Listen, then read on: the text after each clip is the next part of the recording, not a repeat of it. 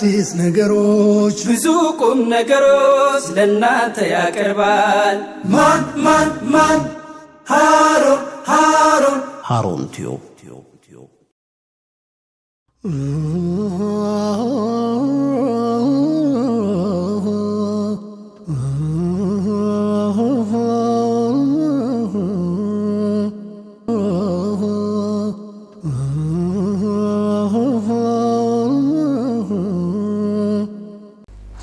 ሰላሙ አለይኩም ወራህመቱላሂ ወበረካቱሁ። የተወደዳችሁና የተከበራችሁ የሃሩን ቲዩብ ታዳሚያን እንደምንላችኋል፣ እንደምናምሽታችኋል። ይህ ሃሩን ቲዩብ ከመጽሐፍ ገጾች የተሰኘው ፕሮግራማችን ነው። በዚህም ዛሬ የተወሰኑ መጽሐፎችን ልናስተዋውቃችሁና ከመጽሐፎቹም ውስጥ አንዱን ታሪክ ላነብላችሁ ነው የመጣሁት። እጄ ላይ እንግዲህ 3 መጽሐፎች አሉ።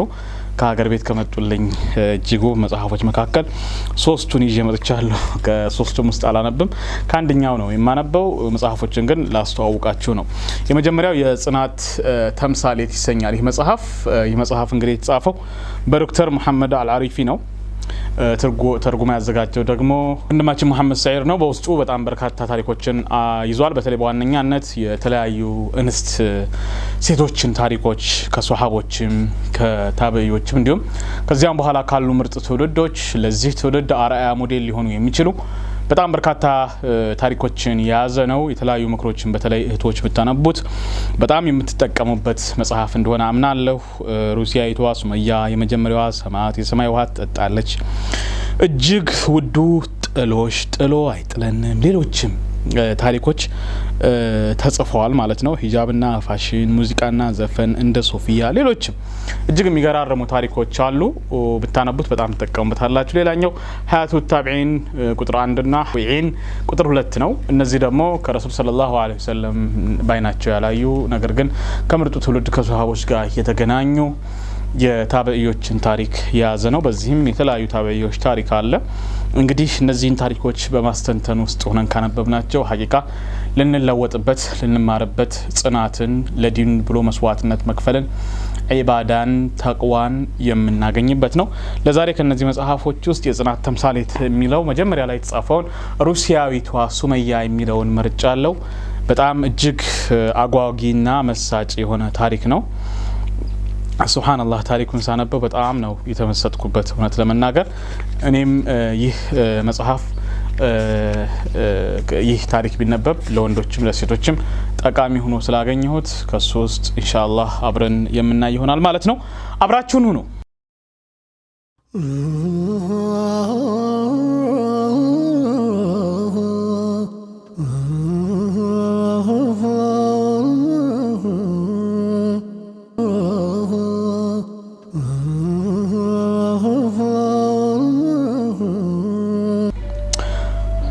ሩሲያዊቷ ሱመያ የሩሲያ ወጣት ናት።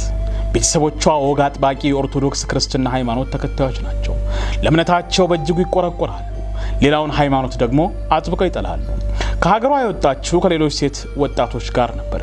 አንድ የሩሲያ ቱጃር ነበር አንዳንድ የኤሌክትሪክ እቃዎችን ለመግዛትና መልሰው ሩሲያ ለመሸጥ በሚል ሰበብ ወደ ባህረ ሰላጤው ሀገራት ይዟቸው የመጣው። ከብዙ ማግባባት በኋላ ነበር ፍቃደኛ መሆኗን የገለጸችው። ካሰቡበት ሀገር ሲደርሱ ግን ሰውየው ሀሳቡን ለወጠ። ሴቶቹም በሌላ መጥፎ ስራ ላይ ሊያሰማራቸው ብሎ ሀሳብ አቀረበላቸው። ለዚህም ሀሳቡም በጥቅም ሊያታልላቸው ሊደልላቸው ሞከረ። ጥሩ ገንዘብ፣ ትልቅ ልምድና ቆንጆ ኑሮ እንደሚኖራቸው አድርጎ አማለላቸው። ከዚህች ወጣት በስተቀር ሁሉም ሴቶች በሀሳቡ ተስማሙ። እጅግ ጎበዝ ሃይማኖተኛ ናት። አሻፈረኝ አልስማማም አለች። ሳቀባት፣ አላገጠባት። ከዚህም አልፎ እዚህ ሀገር ውስጥ ጠፍተሽ መቅረትሽ ነው፣ ቀያሪ ልብስ እንኳን የለሽም፣ ቤስቲን አልሰጥሽም አላት። በዚህም በዚያም ጫና አደረገባት። ፈጽሞ ፍንክች አላለችም። ሰውየው ሁሉንም ሴቶች አንድ ቤት ውስጥ በማጎር ፓስፖርታቸውን ደበቀባቸው። ሌሎቹ ሴቶች ሰውየው ባቀረበላቸው ሀሳብ ጎዳና ፈሰሱ። ይህች ወጣት ግን በጨዋነቷ ጸናች። ጥብቅነቷን መረጠች። ዝሙትን ጠላች። ፓስፖርቷን እንዲመልስላት ብላ በየዕለቱ ትለምነዋለች። ወደ ሀገሯ እንዲመልሳት ትማጸነዋለች። እሱ ግን ፍቃደኛ ሊሆን አልቻለም። አንድ ቀን እስኪወጣ ጠበቀችና ቤቱ ውስጥ መፈተሽ ያዘች። ከብዙ ፍለጋ በኋላ ፓስፖርቷን አገኘችና ወሰደችው። ከነበረችበትም ቤት አመለጠች። ቀጥታ ወደ ጎዳና ነበር የወጣችው። ከለበሰች ውጭ አንድም ጨርቅ ሳትይዝ ወደ ማታውቀው ጎዳና ወጣች። መሃል መንገድ ላይ ስትደርስ ግን ግራ ገባት። ወዴት ትሄድ? ዘመድ የላትም፣ ገንዘብ የላትም፣ ሰው አታውቅም፣ የምትበላው የለም፣ የምትጠጣው የምትኖርበት የለም። እንዲሁ ስትባዝን ቆየች። አንዳች የሚረዳት ካለ ብላ በመፈለግ ግራና ቀኝ ተመለከተች። ድንገት ከሶስት ሴቶች ጋር የሚሄድ አንድ ወጣት አየች። ሲሄድ በእርጋታ ነው፣ ጥሩ ሰው ይሆናል ብላ በማሰብ ጠጋ ብላ አናገረችው። የምትናገረው በሩሲያ ቋንቋ ነበረ። እንደማያውቅ ገልጾ ይቅርታ ጠየቃት። እንግሊዝኛስ አለችው። እችላለሁ አላት። በእጅጉ ተደሰተች፣ አለቀሰችም። ታሪኳን እንዲህ ስትል መናገር ጀመረች። የመጣሁት ከሩሲያ ነው። አንዱ ሰውዬ ነው አታሎ ያመጣኝ። ገንዘብ ቤትም የለኝም፣ በዚህ ሀገርም የማውቀው ሰው የለም። እናም በሰላም ወደ ሀገር መመለስ ፈልጋለሁ። ለጊዜው 2 እና 3 ቀን ብቻ እንድታስጠጉኝ ብቻ ነው የምለምናችሁ። ከዚያም ቤተሰቦችንና ወንድሞችን በማግኘት ሁኔታዎችን ያመቻቹልኛል አለቻቸው። ወጣቱ ኻሊድ ስለዚህች ወጣት ማሰብ ጀመረ። ውሸቷን ይሆን? እያታለለችን ይሆን? ወይስ መጠራጠር መመራመር ያዘ። እሷን ይረዳት ዘንድ ወደ እርሱ እየተመለከተች ታለቅሳለች። እሱ ደግሞ ከእናቱና ከሁለት እህቶቹ ጋር በእርሷ ጉዳይ ላይ የተመካከረ ነው። በመጨረሻም ወደ ቤታቸው ወሰዷት። እዚያም ደርሳ ወደ ቤተሰቦቿ ደወለች። ስልኳ አይነሳም። መስመሩ ችግር ያለበት ይመስላል። ደጋግማ ሞከረች፣ አልተሳካላትም። ያስጠጓት ሰዎች ኋላ ላይ ክርስቲያን መሆኗን ተረዱ። የቻሉትን ሁሉ ተባበሯት፣ አዘኑላት። እሷም ወደደቻቸው፣ ቀረበቻቸው። እነርሱም ለራሳቸው የሚወዱትን እስልምናን እንድትቀበል ጋበዟት። ፍቃደኛ አልሆነችም። ሃይማኖቷን መቀየር አልፈለገችም። ሌላው ቀርቶ በሃይማኖት ጉዳይ ላይ እንኳን ለመነጋገር አትፈልግም። ከወግ አጥባቂ ቤተሰብ የተገኘች አጥባቂ ሃይማኖተኛ ናት። ለእስልምናና ለሙስሊሞች ጥሩ አመለካከት የላትም። ኻሊድ በከተማ ውስጥ ከሚገኝ ወደ አንድ የእስልምና የዳዕዋ ማዕከል በመሄድ በሩሲያ ቋንቋ የተጻፉ አንዳንድ መጽሐፍትን አመጣላት። ጊዜ ሰጥታ በቁም ነገር እነርሱን አነበበች። በመጽሐፎቹ ተማረከች። እዚያው ቤት ላይ ያለች ቀናት አለፉ። በተደጋጋሚ ሰበካ ሊያሳምኗት መከሩ። በመጨረሻም የአላህ ሱብሓነሁ ወተዓላ ፍቃድ ሆነና ሰለመች። እስልምናዋም ያማረ ሆነ።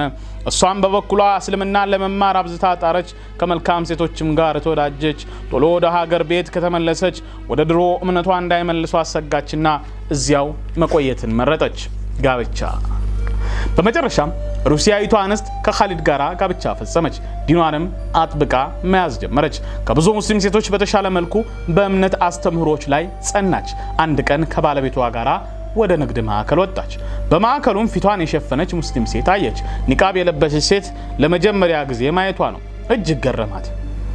ወደ ባለቤቷ ኻሊድ በመዞር ጠየቀችው። ለምንድነው ፊቷን ይቺ ሴት በዚህ መልኩ እየለበሰችው አለችው። ፊቷ ላይ የሆነ ነገር ኖሮ አለመታየት ፈልጋ ነው ወይስ አለችው። እሱም አይደለም፣ ይህች ሴት ሂጃብን አላህ ሱብሓነሁ ወተዓላ ሙስሊም ሴቶች እንዲለብሱት ባዘዘው መልኩ መልበሷ ነው አላት። የአላህ መልእክተኛም በዚህ መልኩ ነው እንዲለበስ ያስተማሩት በማለት አስረዳት።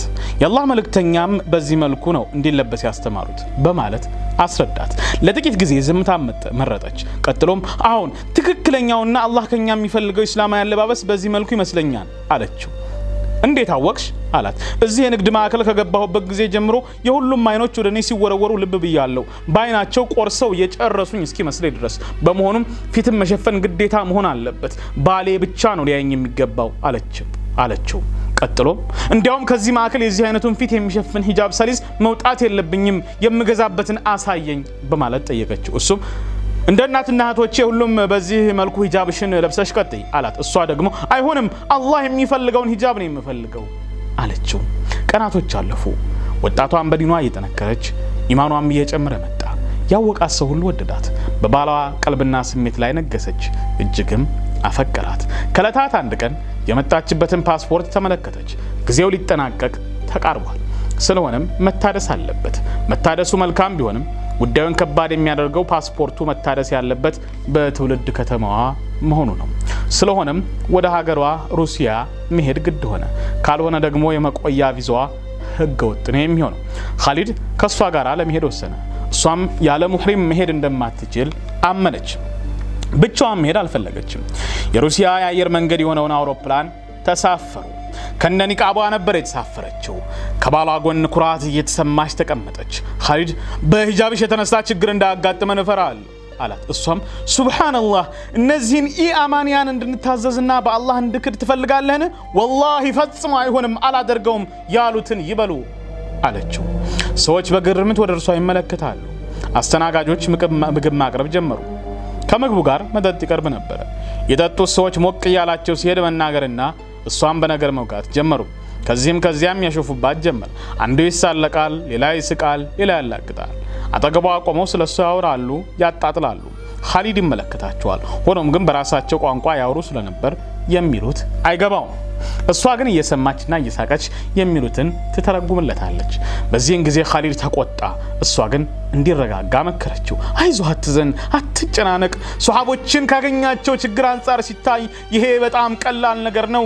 ሱሐቢያት ካሳለፉት መከራ ጋር ሲነጻጸር ይሄ በጣም ኢምንት ነው አለችው። እሷም ባሏም ትዕግስትን መረጡ። በመጨረሻም የተሳፈሩበት አውሮፕላን አረፈ። ኻሊድ እንዲህ ይላል። ሩሲያ ስንደርስ ወደ ቤተሰቦቿ ቤት በመሄድ እነርሱ ዘንድ ቀናትን ቆይተን ጉዳያችንን ጨርሰን የምንመለስ ነበር የመሰለኝ። የሚስቴ ሐሳብ ግን ከዚህ ከፍ ያለ ነበር። እንዲህ አለችኝ። ቤተሰቦቼ ኦርቶዶክስ ክርስቲያኖች ናቸው። ሃይማኖታቸውን በጣም ያጠብቃሉ። አሁን እነርሱ ዘንድ መሄድ የለብንም። ማረፊያ ቤት እንከራይ፣ እዚያው ቆይተንም የፓስፖርቱን ጉዳይ እናስጨርስ። ከጨረስን በኋላ ሄደን ቤተሰቦችን እንጎበኛለን አለችው። በሐሳቧ ተስማማሁ ይላል ኻሊድ። ማረፊያ ተከራየንና እዚያው ቆየን። በነጋታ ወደ ፓስፖርት ማዕከል ማደሻው ሄደን ወደ ቢሮ ዘለቀን። አስተናጋጃችን የቀድሞ ፓስፖርቷንና ሌላ ፎቶ ጠየቀን። በጥቁርና ነጭ የተነሳችውን ፎቶ አቀበለችው። የፊቷ ቅርጽ ብቻ ነበር የሚታየው።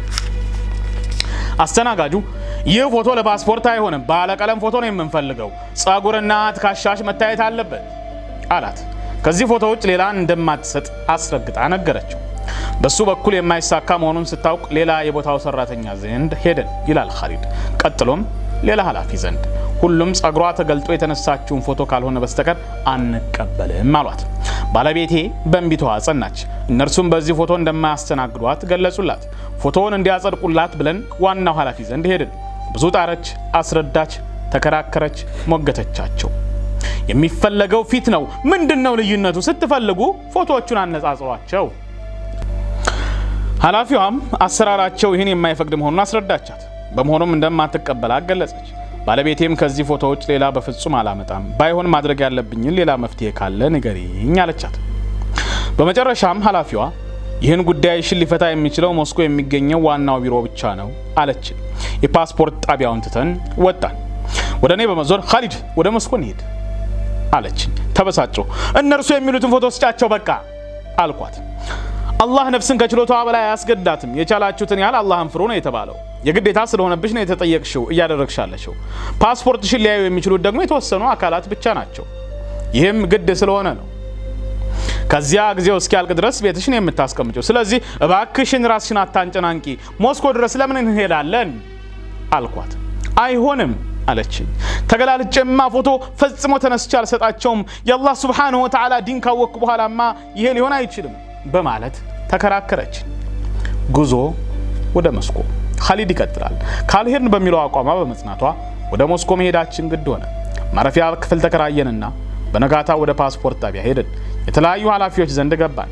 በመጨረሻም ዋናው ኃላፊ ዘንድ ቀረብን። ሲበዛ መጥፎ ሰው ነው። ፓስፖርቱን እያየ ፎቶውን ማገላበጥ ጀመረ። ከዚያም ወደ ባለቤቴ ቀና በማለት የዚህ ፓስፖርት ፎቶ የሷ ስለመሆኑ በምን ማወቅ እችላለሁ አለ። ለማመሳከር ፈልጎ ፊቷን ገልጣ እንድታሳይ ያሰበ ይመስላል። ላንተ ፊቴን አልገልጥም፣ ሴት ሰራተኞች ካሉ ሊያዩኝ ይችላሉ አለችው ባለቤቴ። በዚህን ጊዜ ሰውየው ክፉኛ ተቆጣ። የድሮውን ፓስፖርት ፎቶዎቹንና ሌሎቹን ሰነዶች ጨምሮ ወደ ራሱ የማስቀመጫ ቦታ ወረወራቸው። ትክክለኛውን የፓስፖርት ፎቶ ይዘሽ ካልመጣሽ በቀር ከአሁን በኋላ የበፊቱንም አዲሱንም ፓስፖርት አይኖርሽም አላት። ባለቤቴ ከሱ ጋር በማውራት ልታሳምነው ጣረች። በሩሲያኛ ነው የሚያወሩት አይገባኝም። ባለቤቴ በጣም ተናዳለች። ምን እንደማደርግ ግራ ገብቶኛል። ኃላፊው ከያዘው አቋም የሚመለስ አይመስልም። በፍጹም አይሆንም አለ። እሷም ተስፋ ሳትቆርጥ ተከራከረች። ጠብ ያለላት ነገር የለም። ለጥቂት ጊዜ ዝም ብላ ቆመች። ወደ እሷ ጠጋልኩኝ። አላህ ነፍስን ከምትችለው በላይ አስገድዳትም። ችግር ላይ መሆናችንን ልብ በይ። በዚህ መልኩ የምንጉላለው እስከ መቼ ነው አልኳት። አላህ እሱን ለሚፈራ ሰው መውጫ ያበጅለታል፣ ባላሰበውም በኩል ሲሳይን ይለግሰዋል አለችው። እዚያ ሆነን ከኔ ጋር ብዙ ተከራከር። የጣቢያው ኃላፊ በሁኔታችን ተቆጣና እንድንወጣለት አስገደደን። ወጣን። ደክሞናል። በአንድ በኩል ስታሳዝነኝ፣ በሌላ በኩል አናዳኛለች። ተቀምጠን በሰፊው እንድናወራ በማሰብ ወደ ተከራየነው ክፍላችን አመራን።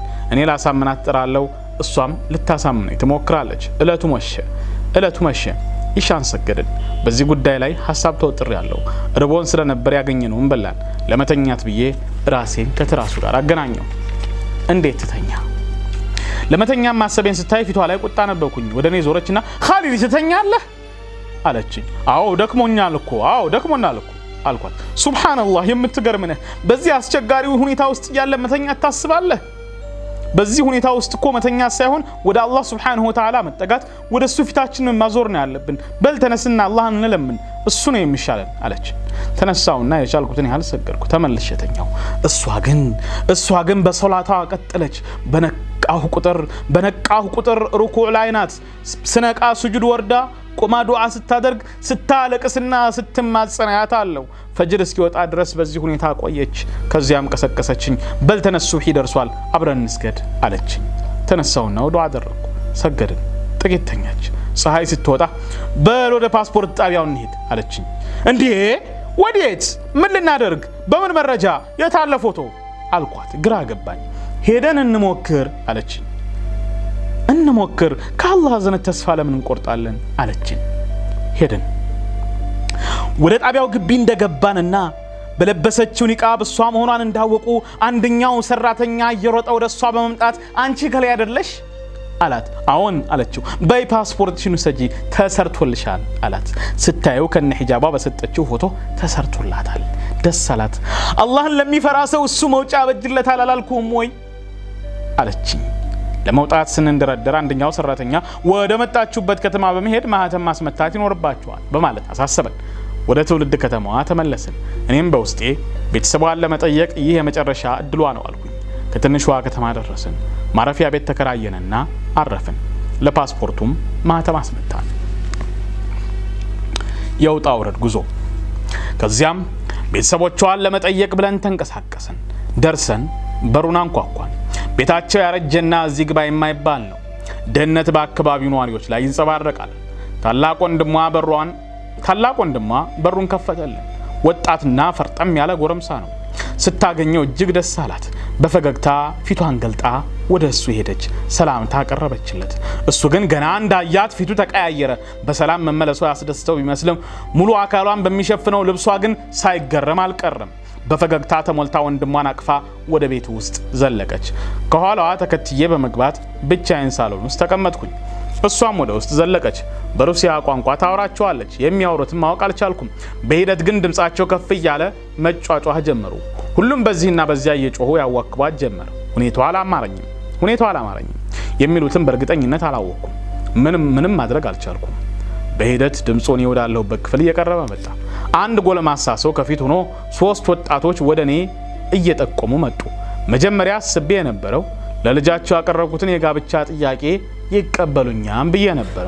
ሆኖም ግን ወዲያው እንዳውሬ ሰፈሩብኝ። በቅጽበት በቡጢ በጥፊ በርግጫ አከታትለው አሳረፉብኝ። ለመከላከል ሞከርኩኝ። ሰዎች እንዲደርሱልኝ ብዬ ጮህኩኝ፣ ግን ማንም የደረሰልኝ አልነበረም። በመጨረሻም ደክሞኝ ወደቅኩ። ይህ ቤት ለህይወቴ ዘመን መጨረሻ ሊሆን ነው ብዬ አሰብኩ። ብዬ አሰብኩ። ዱላው በዛብኝ። ለመሸሽ አሰብኩና በአይኔ የገባሁበትን በር ማፈላለግ ጀመርኩኝ። በሩን እንዳስተዋልኩ ወደዚያ ወሮጬ በሩን ከፍቼ አመለጥኩኝ። ተከትለው አሳደዱኝ። በአካባቢው ብዙ ሰው ስለነበር በሰዎች መካከል ገብቼ ተሰወርኩባቸው። ከዚያም ትንሽ አረፌ ወደ ነበርኩበት ማረፊያ ሄድኩኝ። ከቤቱ ብዙ አይርቅም። ክፍሌ ገብቼ የደረሰብኝን ለማየት ሞከርኩ። ጥርሴና ከንፈሬ ደምቷል። ፊቴ በደም ተለውሷል። ካፌ ደም ይፈሳል። ልብሴ ተበጣጥሷል። ታጠብኩኝ። ከነዚያ አውሬዎች ያስመለጠኝን አላህ አመሰገንኩ። ወዲያው ደግሞ የባለቤቴ ጉዳይ በሐሳቤ መጣብኝ። እንዴት አድርጓት ይሆን? ፊቴ ድቅና አለብኝ። እኔም በደበደቡበት ሁኔታ ይደበድቧት ይሆን? እኔ መቋቋም ያልቻልኩትን ዱላ እሷ በሴት አቅሟ እንዴት ትችላለች? ሚስኪን ባለቤቴ በዱላ ብዛት እጅ እንዳትሰጥና አቋሟን እንዳትለውጥ ሰጋሁ። ከዚያስ መጨረሻው ምን ይሆን? ሩሲያዊቷ ሱመያ ምን ያጋጥማት ይሆን?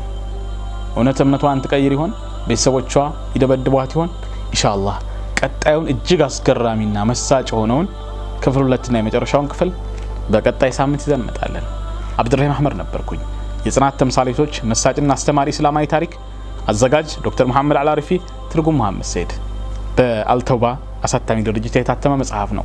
አብራችሁን ስለነበራችሁ እናመሰግናለን። የሃሩን ቲዩብ የፌስቡክ ገጻችንን ላይክ ማድረጋችሁን፣ የዩቲዩብ ቻናላችንን ሰብስክራይብ ብቻ ሳይሆን ከጀርባ የምትመለከቷት የደወል ምልክቷንም አብራችሁ ንኳት። እሷን ስትነኳት ወዲያውኑ ፕሮግራሞች ሲለቀቁ ኖቲፊኬሽን ይመጣላችኋል ማለት ነው።